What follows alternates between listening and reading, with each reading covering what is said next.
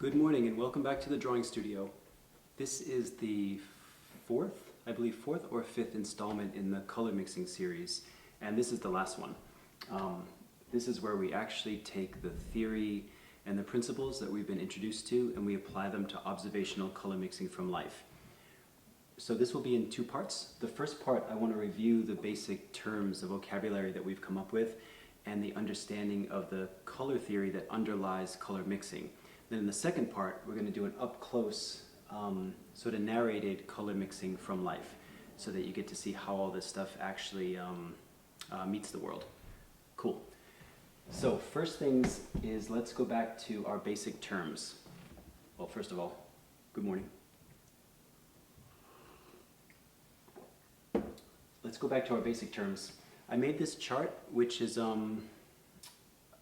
basically a visual reference to all of the principles and the questions we'll be dealing with in color mixing. So the first thing always is hue or color family. And color family only means basically what do we name that color? If you remember, the primary colors are red, yellow, and blue, and they're called primary because they are first. There's nothing else that mixes together to make them.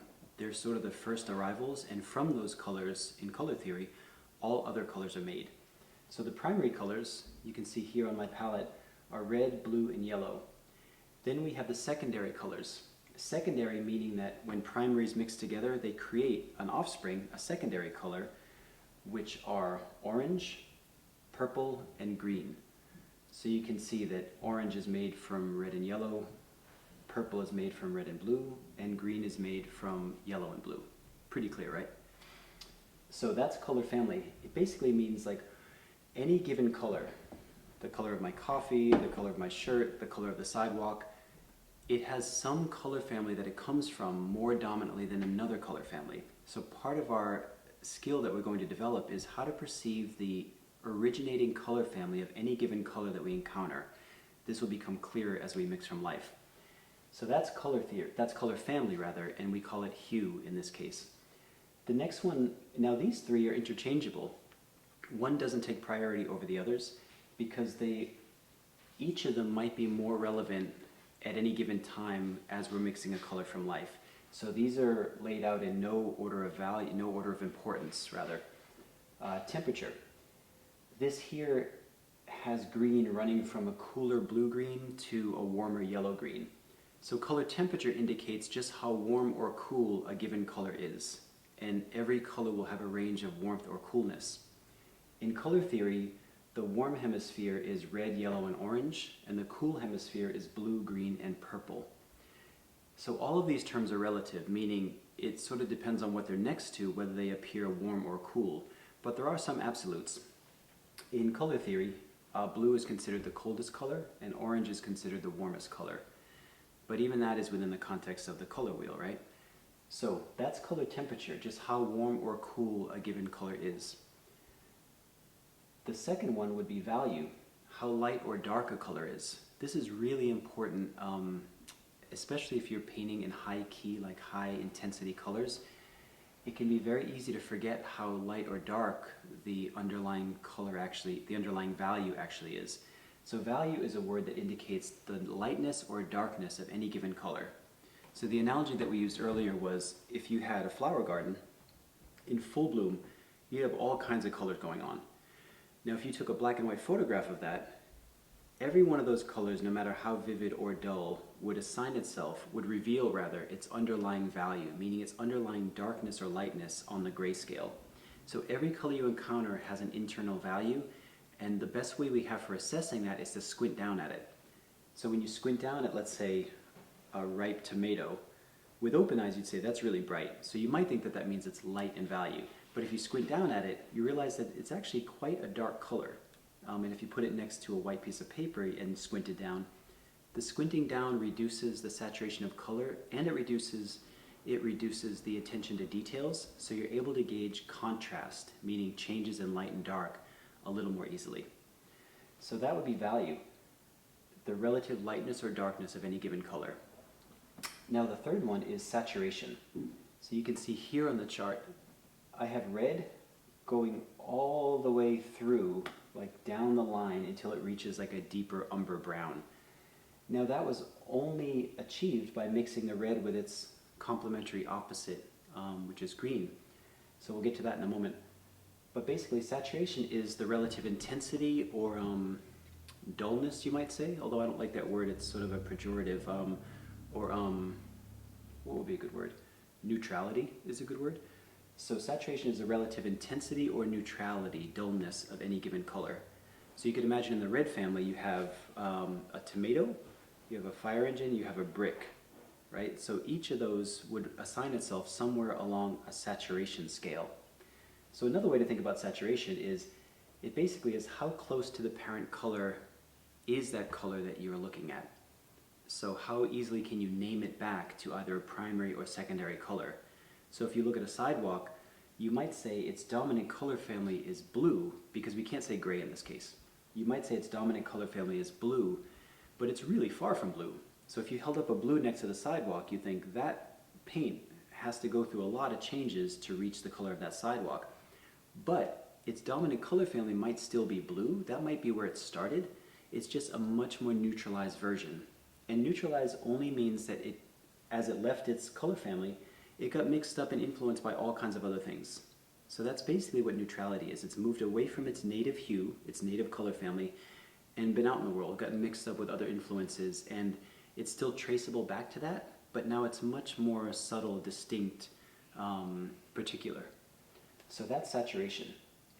Now, let's touch briefly on complementary colors, because when we're color mixing, we're often going to have to neutralize a color, meaning subdue it, dull it down, mix it with other things so it achieves a certain nuance or character. So color theory would tell us that complementary colors, that's C-O-M-P-L-E-M-E-N-T-A-R-Y, I think that's right. Complementary colors means together they achieve wholeness. One provides what the other doesn't yet have, so they are complements to each other. So on the color wheel, complementary colors are opposite colors. So there's blue and orange, red and green, and yellow and violet. The cool thing about complementary colors is what you actually have in every case is a primary color meeting a secondary color. And what that means in color theory is that the primary color, let's say red in this case, is meeting the secondary color, which is actually blue and yellow, the two remaining primary colors in a new form. So complements are actually the three primary colors re-meeting each other in different forms. Makes sense, right? So I like that aspect of complementary colors. And they do two things, at least, when they're near each other. One, complementary colors exaggerate, or they amplify each other's color. So a red will look more red next to a green. A yellow will look more yellow next to a violet. And the color theory behind that is that if you have a yellow and a violet next to each other, really what you have is a yellow up against the blue and the red. Now, primary colors don't have any chromatic overlap. There's nothing linking them. They are each distinct. They're like the basic building blocks of color creation. So when you have either the three primary colors near each other, or you have a complementary pair, which is effectively a primary and a secondary, which is the other two primaries, right? When those are near each other, there's nothing, they don't share any color at all. There's no there's no chromatic overlap. So what you have is they're just different from each other. There's nothing that's similar. So when they're near each other, they can amplify each other to extremes, because there's nothing that bridges them, that unites them, say, hey, I know a little bit about you and about you. They're just different, right? So you can think of that in all kinds of situations. So that's color, that's complementary color, and that's one of the things that they do, is they'll amplify each other when they're near each other. The other thing they do, which is what happens on the saturation scale, is that as they're mixed together, red and green in this case, they'll start to achieve all of these earth tones and more commonly occurring colors that we see in the world. You're like, oh, that's actually red and green, or that's blue and violet plus something else. So complementary colors, opposite colors when they're mixed, begin to achieve the gray tones, the brown tones that we see in the world more commonly. Cool. So that's our basic vocabulary. Now when we get into color mixing, which we'll do in the next segment, our first question is always going to be color family. This color that I'm trying to mix from life, a sidewalk, a skin tone, a blue sky, what is its native color family? What is its hue or color family? Where does it most belong? Once that gets identified, that's your first choice. And from then, these three questions continuously interact with our process of color mixing. Okay, so that's coming up next. Thanks. Okay, folks, we are back. Now, I changed up our situation a little bit so that we can have a close-up on the palette, on our cheat sheet over there with the terms hue, color family, temperature, value, and saturation. And I am including our subject, which is a brick that was pulled out of the Whetstone Brook back there about a year or so ago. So it's a really beautiful color, and for our purposes, I wanted to choose a matte color, meaning like flat, not reflective, because when you're beginning color mixing, it's nice to have basically a sample that doesn't have a lot of distraction by way of sheen, reflectivity, that kind of thing. So this should be legible from where you are, and it is from where I am. Okay, so now we're mixing color from life, and this is life, right? So we're mixing the color of this brick. So our first question is always, what is its color family? Now, fortunately, we don't have brown or umbers or siennas or rose madder or any other mixed paints on our palette. We have such a simplified palette, a limited palette. It's only primary and secondary colors, red, yellow, blue, green, orange, violet, plus white. The benefit of that is that if I had a burnt sienna, for instance, I could say, oh, I'll start there, and then I'll add a little white, and then a little something. But it doesn't require me to trace it back to what its parent color is, what its originating color family was. So in a way, you could say it's what we want to do is cook from scratch. We want to be able to see something in the world that's complex and nuanced and be able to trace it back to its origin point.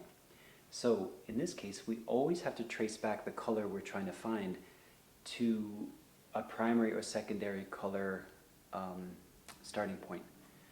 Okay, now we could disagree about what that starting point is, and that's fine. There's going to be some range where it's maybe subjective. And also you can get there through multiple routes. So I'm going to do it the way I would do it, and you'll have to rely on your own perception. So when I look at this brick, I think the dominant color family is either red or orange, but in this case I'm going to say red because this has kind of a pinkish tone to it. So this is important. The way I want to mix color here, and I've got the palette on an angle, so hopefully the colors won't run down the palette. It's pretty warm out today, but I wanted you to be able to see them clearly.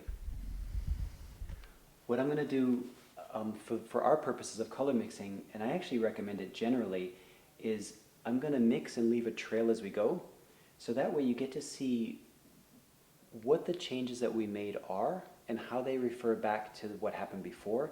And in that way, we'll start to tune our eye to these very subtle changes, sometimes dramatic changes that we're making as we travel from red to this very subtle brick color.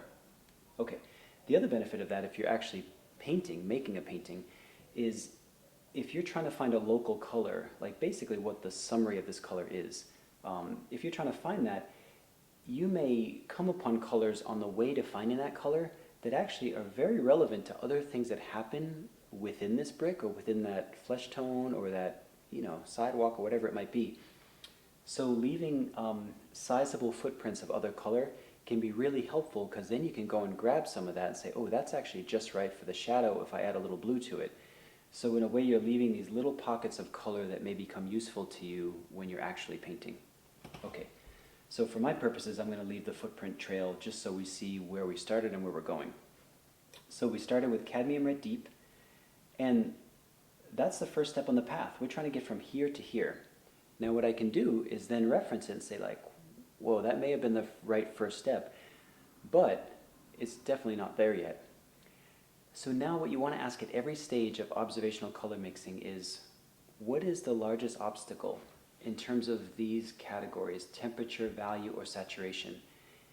And another way to ask it is, what does this color really need at this point to become closer to that color? So when I look at it and say, well, is temperature a big problem? Like, is this a lot warmer than that brick? Maybe. I mean, maybe. This is a warm tone, that's a warm tone. So that it certainly could be warmer. If I look at value and I squint down and say, is this red paint a lot darker or lighter than that brick? Now you can do the same from where you are. I'm going to size it up hopefully so that you have them in the same sight line. So squint down at that, and we're not looking at color like color intensity, like redness. We're looking at contrast of lightness and darkness. When I squint down at that, they're not that dissimilar. I mean, it's not a dramatic change in value, meaning in darkness. But when I look at saturation, I'm like, wow, this is way more saturated than that brick. That brick is much more neutral. Great. So saturation seems to be the category that's most relevant at this stage of color mixing. Now, the question is then, well, what to do about it? Color theory would say, well, if you want to neutralize a color, you add its opposite. That's the most direct way to neutralize a color. But we don't want to lead with theory. We want to lead with the situation. We want to lead with our experience of the situation. So the theory is there as a backup and a support for us, like crew. It's like a helpful framework, but it's not the captain. So if I look at this and I say, okay, this is too saturated. So really, I can add any other color to this and it will desaturate the red. So that's not a problem. So the question is, well, what does this red need to come closer to this? And here's where our perception comes into play. You want to look softly back and forth between the paint and your subject, just softly back and forth, and imagine or see what other color is in this brick that this red needs some of. And as I look back and forth, I see that the brick, compared to the red paint, actually has a purplish, like a muted purple mauve tone to it. I say, okay, so maybe it's purple or maybe it's blue. The other thing is that I know I want to neutralize it. So I can most radically neutralize something by reaching across the pond at something that's really one of its opposites or farther away from it. Purple is red's neighbor. It may not neutralize it so much. So in this case, I might go with the blue. So I'm going to leave a footprint of the red behind. And we travel over there now. So we just took a step, boom, but we left some of this behind. And now I'm going to add a little bit of blue. Now I'm mixing small quantities here. If I were making a painting, I'd mix much more generously. But for our purposes, I'm mixing smaller quantities. So now we asked blue to come in and help us neutralize this red. So I don't want, basically I want blue to stay long enough until it did what it came to do. Right, so as I look at this, I'm like, no, this is still too saturated, still too much in the red family. So blue can maybe do a little more to help us. Now blue's not going to do everything, but hopefully what it's going to do is move us closer to the true color family of this, or the true neutrality of that. And then it can yield to something else that might help more from that point on. Now, for our purposes today, you want to mix the paint thoroughly. You don't want to leave veins of different colors coming through. We want a homogeneous mix so that we really see what we've got. Okay, so that's much closer to the color family now. So we've neutralized it sufficiently. Now, always we want to refer back to those three questions. The first one is, there's four really. The first one is always hue or color family. But once you address that, then it's almost always one of the following three: temperature, value, or saturation that is the category to address.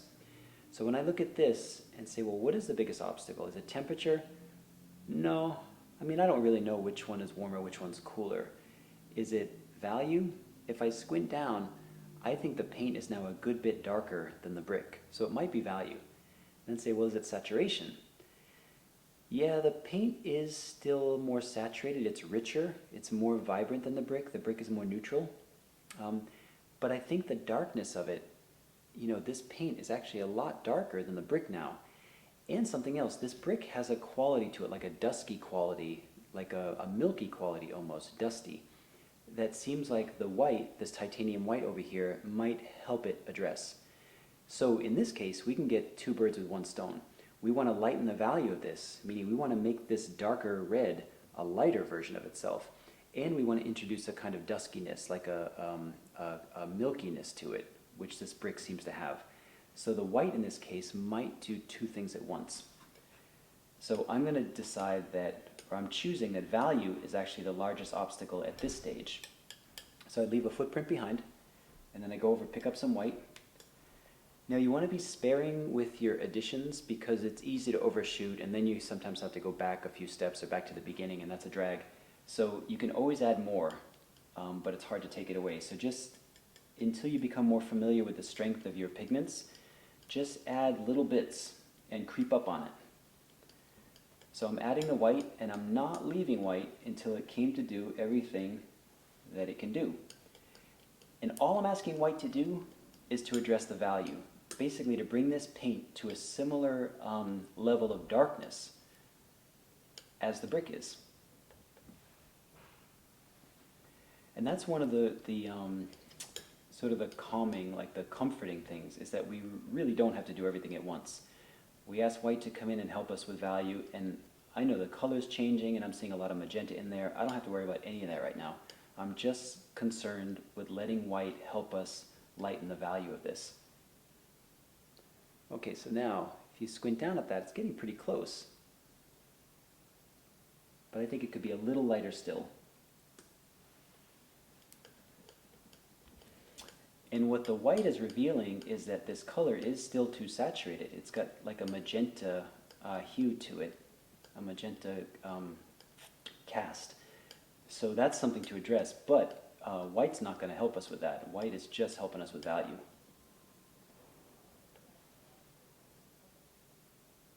Okay, that's closer. So if you, I'm trying to turn it so you get the same reflectivity that I have.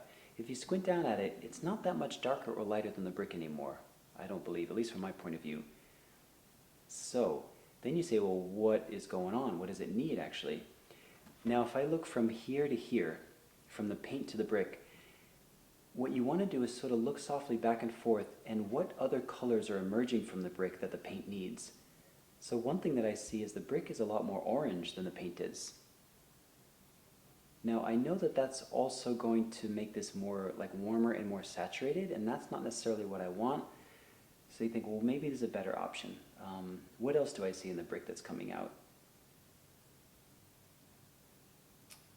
Orange seems to be the dominant thing. So even though it might saturate this a little more than is required, I'm still going to go with what feels like the dominant need, the dominant ingredient that the brick has in it that this is saying that it needs. So, and here's the thing, I could be wrong. It could go off course, in which case you just have to go back here and you can reroute. So I left a footprint. I'm going to add a little orange. And I know that we'll have to neutralize this. We'll have to really dull it down, subdue the intensity of this color. But what I'm really trying to do is just get it to move closer to this quality of color, the warmth and depth of that quality of color. And the brick was saying that it had orange in it, and we hadn't added any orange yet, so I was listening to the brick. Okay, so that's starting to address the oranginess of it. So now when I look and I say, what is the largest obstacle? Is it temperature? I think so. I think this is a little warmer than the brick is, though I'm not sure. It's certainly more saturated. It's more intense and the brick is more neutral. And the value is not a problem anymore. The value is pretty close when I squint down. So as I look between the two, I say, what does the brick have that the red needs? And mostly it needs to be like dramatically neutralized.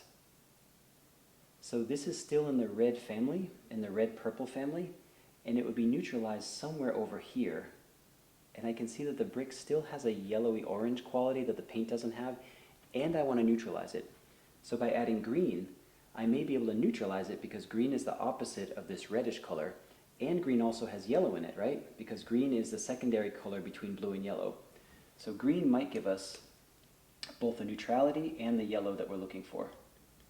So I left a footprint, and I add some green to this.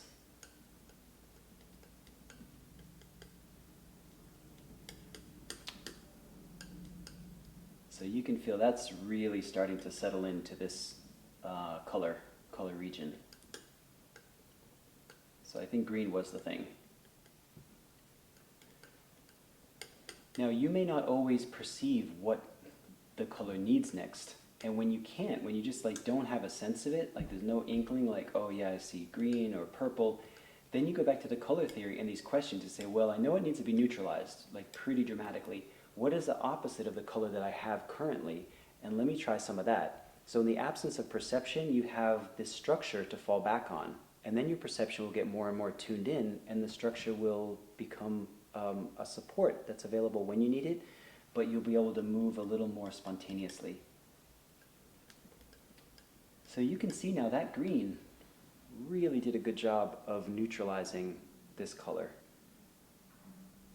So now I think, again, value is the largest obstacle. When I squint down at this, it's saturation to a degree, but really it's the darkness of this paint and the relative lightness of this brick that have to be brought closer together. And this brick has a duskiness to it still, a dusty quality that I think the white will provide some of. So, we leave a footprint, bring up some white,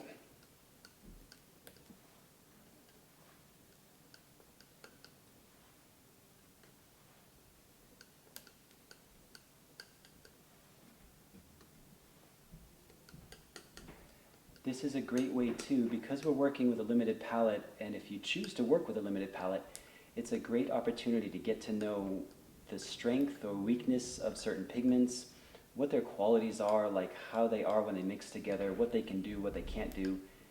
And then you really get to know what you're working with, and you can start to add things to it as you need them, but you're adding to a base of knowledge that's pretty integrated. It's getting wicked close. Okay, so from where I'm sitting, it's a little dark and a little saturated still, so I'm going to lighten it a little bit more, but it's getting very, very close. And now remember, this is cooking from scratch. These are from really vibrant ingredients. We're finding something that's very subtle.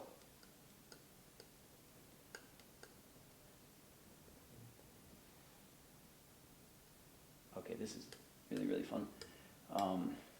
Now, the closer we get, you can almost, one analogy that I like is there are obstacles all along the way, and some of them are really high volume. You're like, whoa, that's way too dark.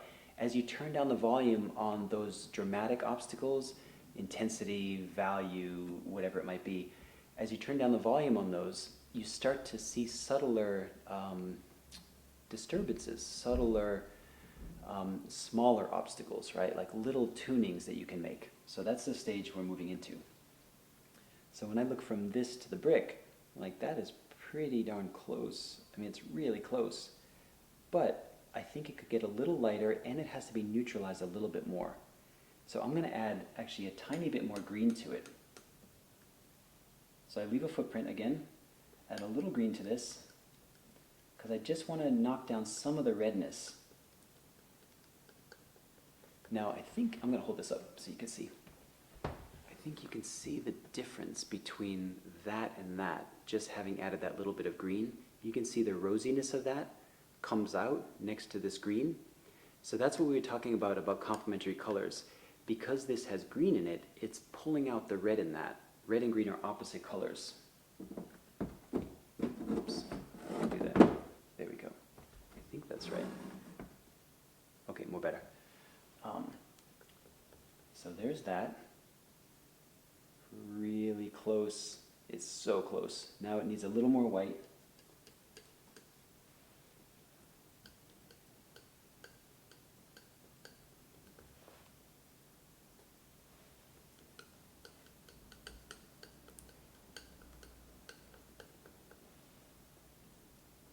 Okay, we might have it. Really close, right? Now, this brick has lots of variations in it. Lights, darks, things that are a little duskier toward the white, cooler toward the blue. What we're looking for is what I'm calling local color. Like, what is the thing mostly? Like as a summary, an oversimplification almost. Once you can achieve local color, that's foundational, and then all of these other variations can find their way within that local color identity. Okay, there you have it.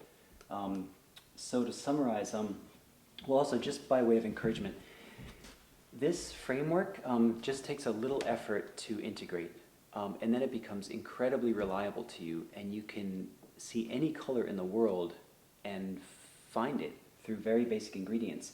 Now, some things like a bright summer sky, the ultramarine blue won't give you. It just doesn't mix with white and keep and retain its saturation. But another blue, a cerulean blue or a phthalo blue or cobalt blue, might get you closer. So you'll start to learn the limitations of individual pigments and what they can and can't do. But the summary basically is, hold on, I'm going to back the camera up. Okay, good. So the summary basically is whenever you encounter a color, a flesh tone, a tree trunk, really whatever you're painting, you want to look at it, and you're out in the field, right? Or you're in your studio and you've got whatever number of colors you've got is still limited. But ideally you'd start with primaries and secondaries, keep it close in those families, those originating families, because then you'll get very good at tracing colors back to their parent color, rather than relying on mixes where you don't know really what they were made from. So the first thing is always like, what is the dominant color family of that?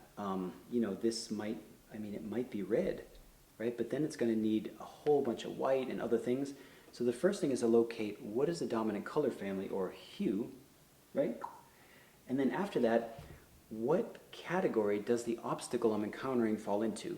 Meaning, that red, when we first put it up, was not at the brick yet, right? It was a first step. Then you say, well, what is it? I know it's not there yet, but what does it need? And you're like, I don't know, gray, but that's not an option. Black, that's not an option.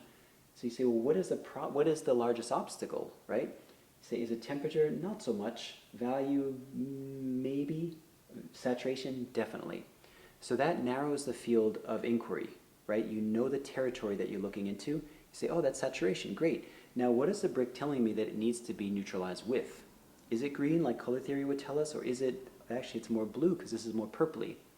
So the color theory can get us into the situation, and then we want to stay in the situation really for as long as we can, and say, what does it need at each stage?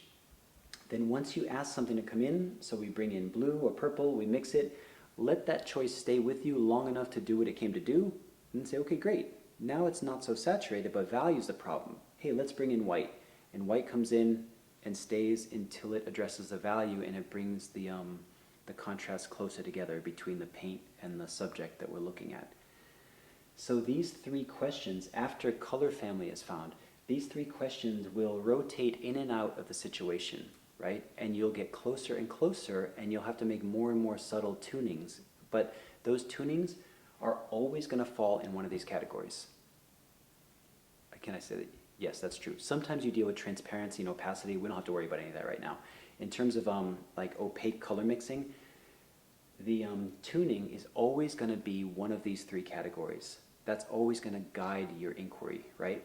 So if you're in a state where you're like, it's not there yet, but I don't know what to do, that's fine. Then you refer back to the questions. Is it temperature? Maybe. Temperature is a hard one to gauge sometimes. Is it value? Oh yeah, it's a little too dark. Well, let's check the third one. Is it saturation? Not as much as value. So you go with the dominant obstacle first, right? Because that'll cover the most ground to getting toward the goal. So then you address value. Once the volume on value is turned down, you can see other things that are more subtle. So if value is not in the way, then you're able to see temperature and saturation more clearly in terms of what they need. So that's what we got. The website at the Drawing Studio is www.vermontdrawingstudio.com. You can write me with any questions. So the encouragement is that this is a little bit of information and it's a framework, but if you give yourself some time and just practice it, like really practice it, like get it integrated, it will become much more naturalized and become available to you so that you're actually moving intuitively and you can just do this. And color mixing and painting is way more enjoyable and personal. Like you can move without disrupting the process by thinking, oh, what do I got to do? You'll just know how to move with things and make choices. So definitely write me with any questions, www.vermontdrawingstudio.com, and I hope this has been helpful to you. And thank you for supporting the Drawing Studio. Cheers.